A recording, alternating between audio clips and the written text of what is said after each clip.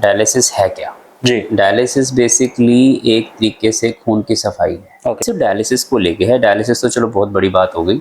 अगर किसी पेशेंट को ये भी है ना कि मुझे शुगर की दवाई, देखो पेशेंट हर उस चीज से डरता है जो उसके साथ बंद जाती है, सांस नहीं आता। जबकि पंप शुरू कब होना चाहिए, इनहेलर कब शुरू होना चाहिए? जब वो स्टार्टिंग में है, उसको पथरियां हैं, स्टोन्स हैं किडनीज में, तो उसको अपना रेगुलर चेकअप किडनी का करवाना ही चाहिए। तो 6 पेशेंट डेली हम ले रहे हैं डायलिसिस के लिए। और उसके बाद एक मशीन हमने स्पेशली पॉजिटिव पेशेंट के लिए रखी हुई है, hepatitis B, hepatitis C, HIV positive patient के लिए। बाकी 3 मशीन नॉर्मल पेशेंट्स के लिए। नहीं, वैसे तो आयुष्मान होता ही है, बन जाता है, एलिजिबल होते हैं। अगर आयुष्मान नहीं होता तो 1500 रुपये सिर्फ डायलिसिस के हैं, बाकी मेडिसिन के, ब्लड के अलग हैं। गवर्नमेंट कितनी फैसिलिटी दे रही है, ब्लड लगवाना है वो फ्री में है, डायलिसिस फ्री में है, बहुत बड़ी बात है ये। मतलब उसको भी, उसके बाद भी पेशेंट उसको लेट करता रहे सिर्फ अपनी कुछ नकारात्मक सोच को लेके, या लोगों से सुना सुनाया करके, गली वाले क्या कहते हैं, पड़ोस वाले क्या कहते हैं, मुझे लगता है ये अच्छी बात नहीं है।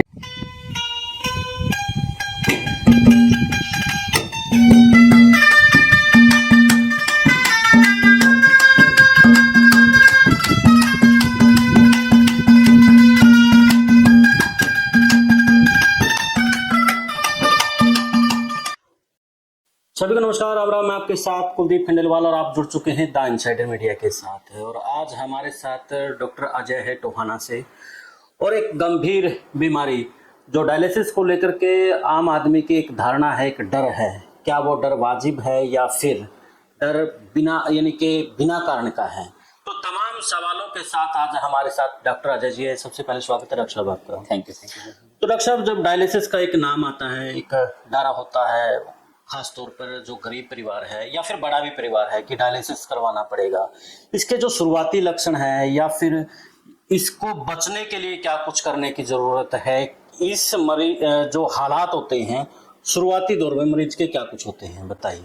सबसे पहले तो मैं डायलिसिस के बारे में बताना चाहूँगा। डायलिसिस है क्या? जी। डायलिसिस बेसिकली एक तरीके से खून की सफाई है। ओके। मैं देसी भाषा में बात करूँगा कि हमारे शरीर में जो हमारे गुर्दे होते हैं, किडनीज होती हैं, वो एक छलनी का काम करती है। छलनी का काम मतलब जो हमारे शरीर में जो भी टॉक्सिन्स पैदा होते हैं, जो हमारे खाने से, एनवायरनमेंट से, उसको किडनी साफ करके पेशाब के रास्ते बाहर निकाल देती हैं, ताकि हमारा शरीर स्वस्थ रहे। अब कुछ लोगों के किडनीज जब काम करना कम कर देती हैं या बंद कर देती हैं, तो ओबियसली वो टॉक्सिन्स अंदर रह जाएंगे, तो उससे उन्हें उल्टियाँ लग सकती हैं, हिच्कियाँ लग सकती हैं, और भी कई तरह के सिम्टम्स होते हैं। तो उस टाइम हमें डायलिसिस करना पड़ता है। और ये किडनी स्किन पेशेंट्स की खराब होती हैं, जिनको बहुत टाइम से शुगर हो, बहुत टाइम से बीपी की प्रॉब्लम हो, बहुत टाइम से कोई पेन किलर्स खा रहे हो, जैसे कुछ गठिए के मरीज होते हैं उनको पेन किलर चलते रहते हैं, या कोई बहुत लंबी दवाइयाँ खा रहे हों।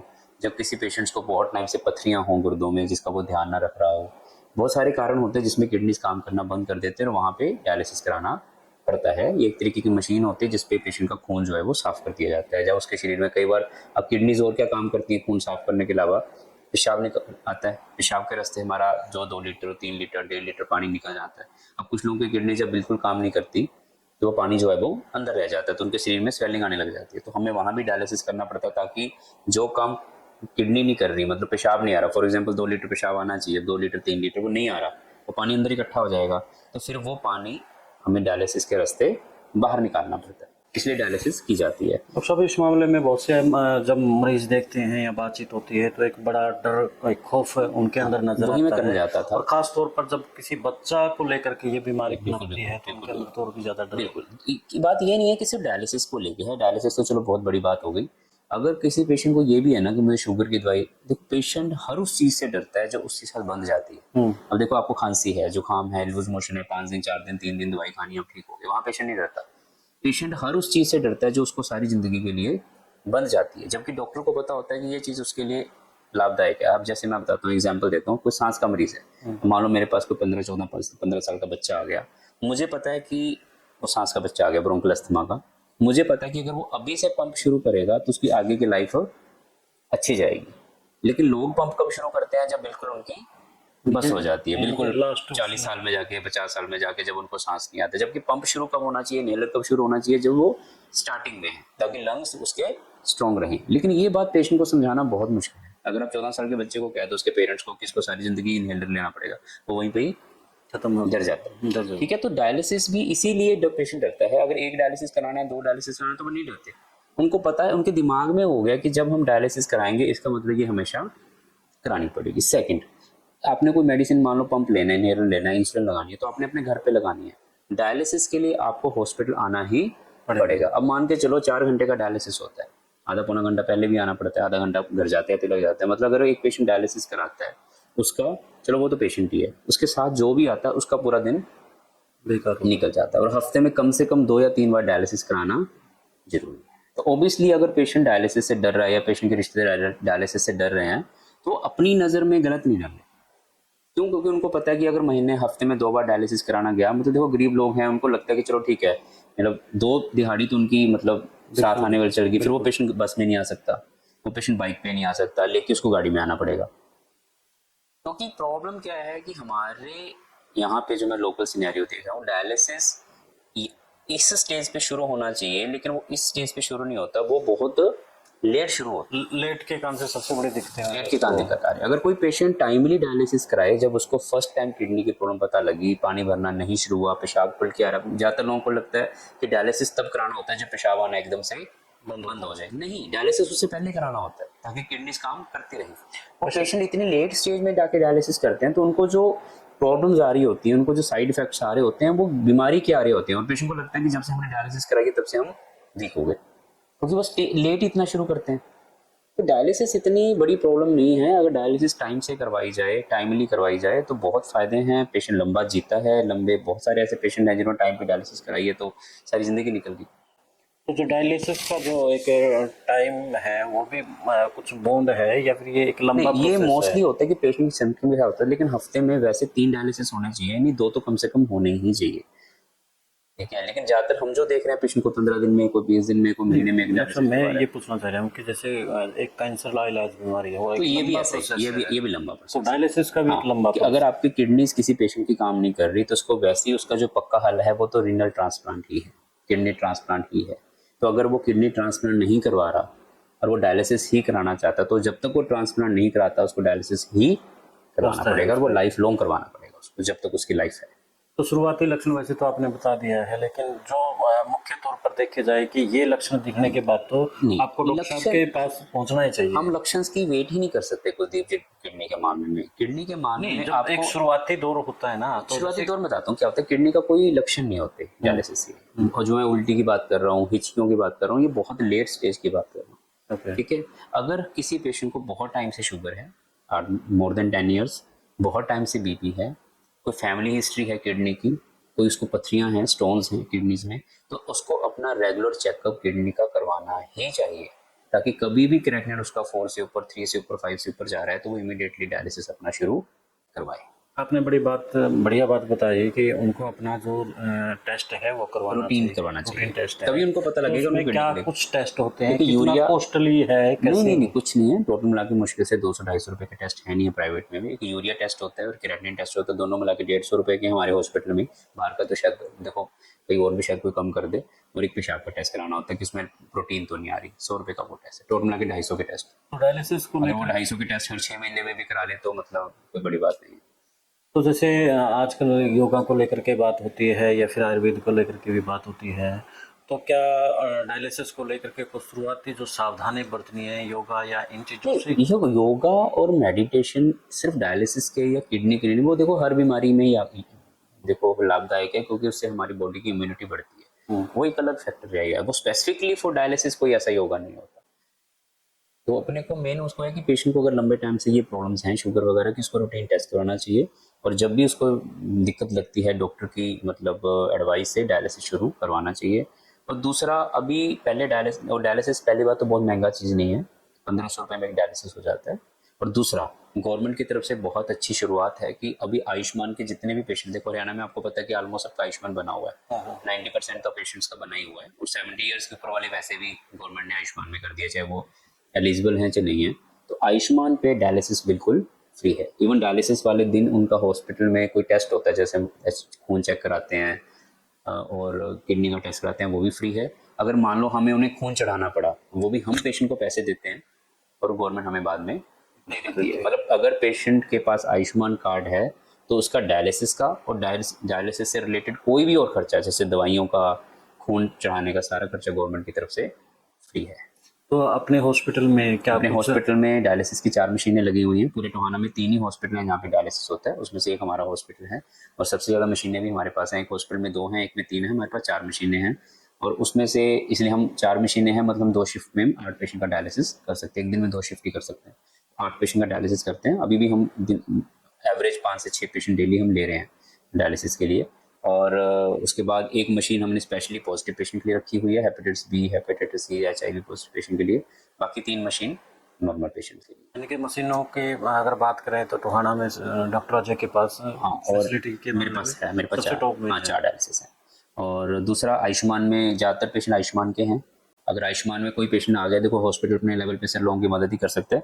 अगर कोई हमारे पास पेशेंट आ भी गया जिसका आयुष्मान नहीं बना, तो उसको भी हम आयुष्मान बना के देते हैं, अगर वो आयुष्मान के लिए एलिजिबल है। डॉक्टर साहब, डायलिसिस को लेकर कर हम बात करें, आपका भी एक लंबा समय है डॉक्टर लाइन में, तो ये पिछले कितने सालों से बढ़ा है या पहले था अब पहले हुआ ऐसा नहीं, पहले था, लोग अब अवेयर हो गए हैं। पहले डायलिसिस लोग करवाते ही नहीं थे। वो कहते थे कि डायलिसिस से तो मतलब उनको लगता, अभी भी लगता है, देखो अब कम लोगों को लगता है, लेकिन जब मैं मतलब पीजी वगैरह हम कर रहे थे तब डायलिसिस होता था, लोगों के मन में यही था कि किडनी अगर एक तरह की बीमारी है तो डायलिसिस उससे भी बड़ी बीमारी है। बेसिकली ये साइकोलॉजिकल माइंडसेट है। मैं आपको एक सिंपल सा एग्जांपल देता हूँ, मुझे नहीं पता टीवी पे करने वाली बात है या नहीं।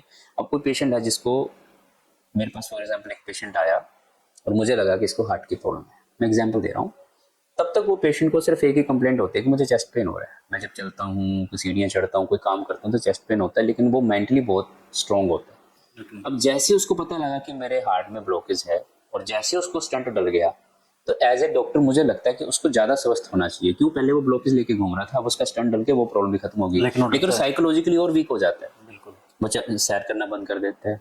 आप समझ रहे हो? वो और ज्यादा साइकिल, उसको उसको ब्लॉकेज तो पहले भी थी, अब तो उल्टा उसके ब्लॉकेज ठीक होगी, लेकिन साइकोलॉजिकल वो अपने आप को ज्यादा बीमार मानता है, उसको लगता है मेरे को स्टंट लग गया। डॉक्टर साहब, एक मैं वीडियो देख रहा था, कोई मोटिवेशनल वीडियो में देख लेता हूँ, तो एक कैंसर का मरीज था, डॉक्टर ने बता दिया कि आप 10 से 15 दिन तक ही जीवन अपना जिएंगे और आप जो करना है अभी कर लो। तो वो एक अपना मिशन था कोई अधूरा, वो मिशन पे लग जाता है और वो 10 साल बाद फिर उस समय को देखता है कि यार तेरे को तो 10 दिन दिए थे डॉक्टर ने 10 साल और 10 साल हो गए, तो जी कैसे जी रहा है। बेसिकली तो वही बात फिर है। वो डॉक्टर से मिला, डॉक्टर साहब आपने 10 दिन का टाइम दिया था। डॉक्टर भी हैरान हो गए, उस बीच क्या क्या आपने, बड़ी सुनने वाली बात है ये उन मरीजों के लिए ही।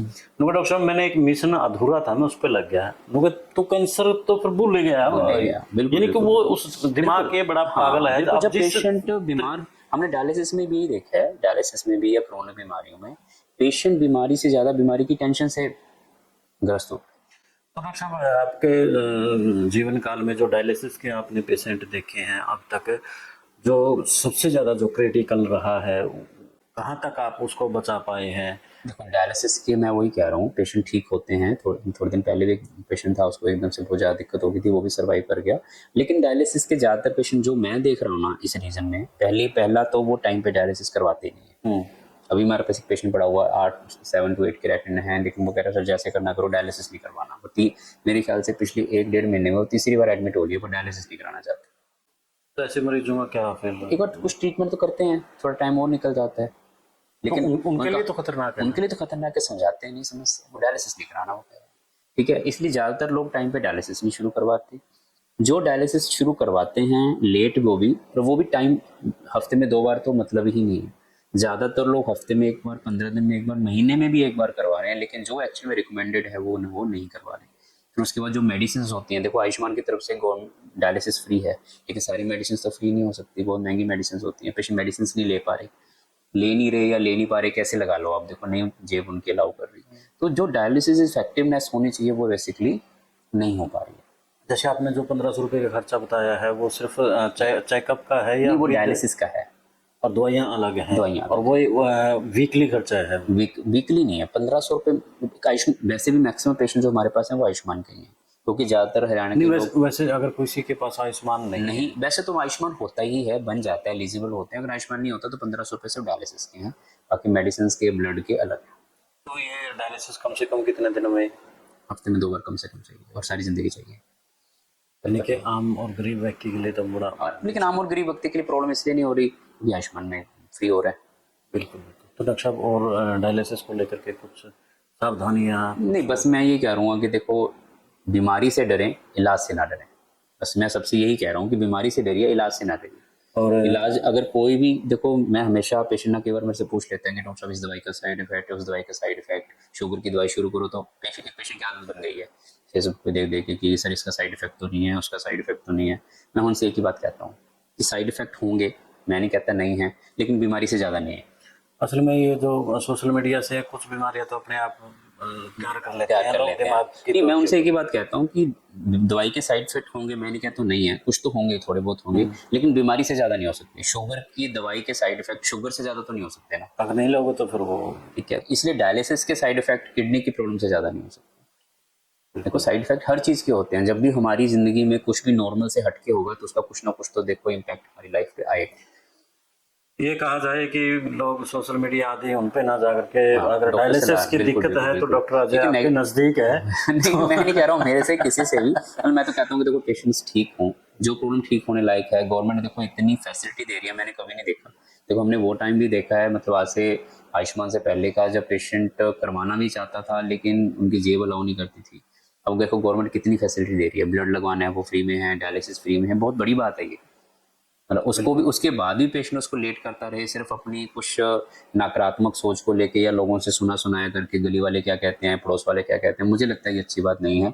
इससे गवर्नमेंट जो बेसिकली इतनी मेहनत कर रही है, गवर्नमेंट और जो अपने सरकार इतना मेहनत कर रही है, इतना आपको फंड कर रही है, इतना सब कुछ कर रही है, मेरे ख्याल से कहीं ना कहीं सरकार की मेहनत पे भी उससे पानी फिरता है। बिल्कुल। तो बहुत बहुत धन्यवाद डॉक्टर साहब आपका। हम्म। तो डायलिसिस से डरने की ज़रूरत नहीं है, सिर्फ समझदारी दिखाने की ज़रूरत है और दवा लेने की ज़रूरत है, यानी कि प्रॉपर तरीके से इलाज करवाने की ज़रूरत है। जब सरकारें इस मामले में आपका सहयोग कर रही है और अच्छे संसाधनों के साथ आपके डॉक्टर अजय भी टोहाना में बेहतरीन सुविधाएं दे रहे हैं, तो फिर डरना क्या है। तो किसी को भी ये गंभीर बीमारी हो जाती है तो डरने की ज़रूरत नहीं है।